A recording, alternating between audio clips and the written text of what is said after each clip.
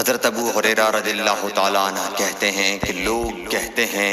کہ ابو ہریرہ بہت حدیثیں بیان کرتے ہیں،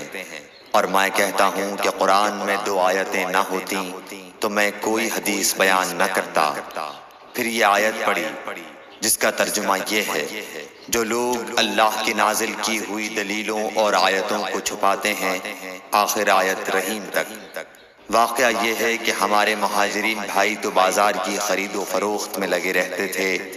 اور انصار بھائی اپنی جائیدادوں میں مشغول رہتے، اور ابو ہریرہ رسول اللہ صلی اللہ علیہ وسلم کے ساتھ جی بھر کر رہتا، تاکہ آپ کی رفاقت میں